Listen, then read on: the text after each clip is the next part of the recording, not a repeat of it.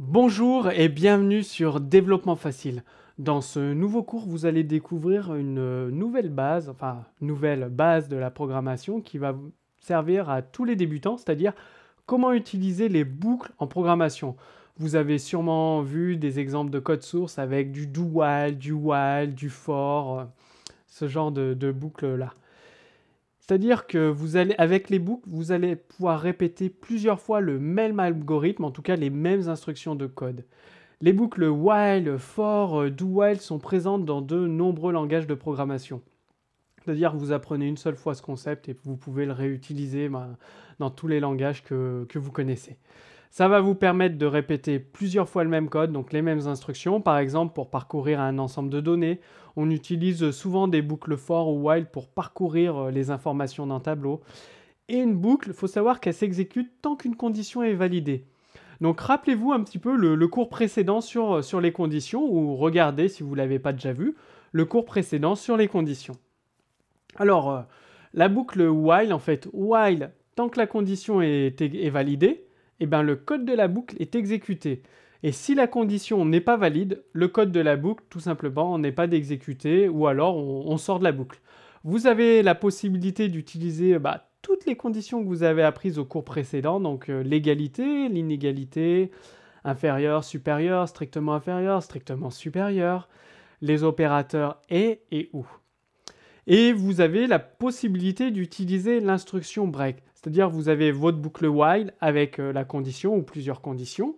Le code à exécuter, une fois que vous avez trouvé ce que vous cherchez dans le tableau, vous pouvez utiliser break ou return pour sortir de la boucle. Ça vous fera gagner du temps d'exécution dans votre application, ce qui va la rendre plus performante. Attention, avec while, il faut toujours faire attention, il faut s'en méfier. En fait, c'est les boucles infinies.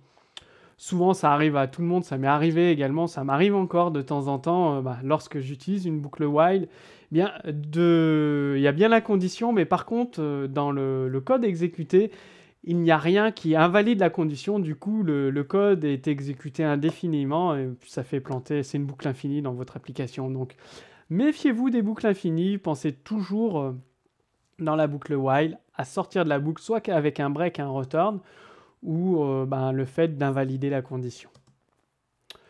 L'instruction, la boucle do while, c'est exactement le même principe de fonctionnement, c'est un fonctionnement identique à la boucle while, à la différence que le code, les instructions de code vont s'exécuter au moins une fois et la condition est validée juste après. Donc do, ça veut dire faire l'exécution des instructions, et while, la condition juste après.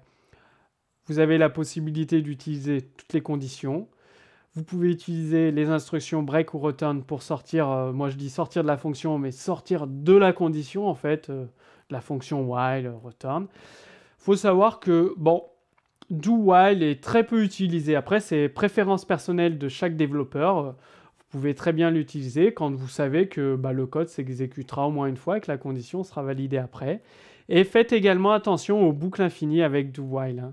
While, c'est un petit peu le risque, c'est les boucles infinies, donc faites très attention.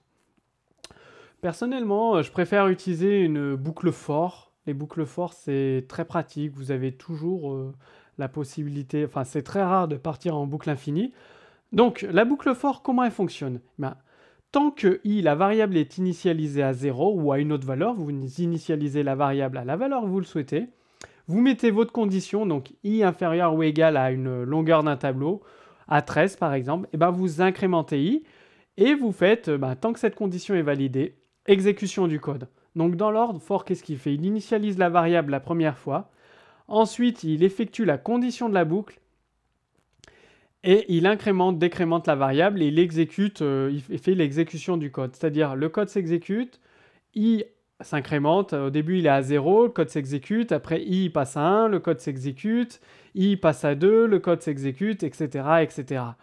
Bon, vous remarquez que sur la vidéo, dans le for int, c'est i égale 0 et non pas 1 égale 0, excusez-moi pour la faute de frappe, en fait c'est i égale 0. Et dans une boucle for, vous pouvez également utiliser l'instruction break ou return pour sortir de la boucle. Donc je vais vous montrer un petit exemple de code. Donc là, c'est du code ActionScript. Vous avez une boucle for, alors comme je vous le dis, var i égale 0, donc vous initialisez votre variable. Votre condition, tant que i est là, c'est strictement inférieur ou égal à précision, ça doit être la précision, une valeur de précision dans le jeu de cartes, c'est pour la détection des collisions, donc la trajectoire. Vous exécutez une autre boucle for, et vous incrémentez i++ à chaque fois.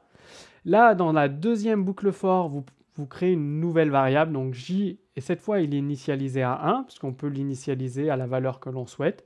Et tant que j est inférieur au nombre d'étapes, vous exécutez ces instructions avec j++. Et pour ceux qui ont suivi le cours sur les conditions, vous avez une condition avec break, c'est-à-dire que dès que cette condition sera validée, le break va vous faire quitter la première boucle et vous allez passer à la deuxième boucle. Voilà un petit peu comment fonctionnent les boucles for, sachant que la boucle while, c'est le même principe de fonctionnement. Donc les boucles, c'est vraiment très pratique pour parcourir un tableau ou comme vous l'avez vu dans cet exemple, pour exécuter un algorithme un nombre de fois défini. Donc je vous encourage dès maintenant, vous allez retrouver sous ce cours vidéo un exemple de code source et mettez en pratique dès maintenant les boucles, for, while, do while. Je vous conseille d'utiliser plus souvent les boucles for et while, méfiez-vous des boucles infinies. Donc mettez-les en pratique dans vos applications et posez-moi vos questions directement sous ce cours vidéo. Je vous dis à très bientôt pour le prochain cours sur développement facile.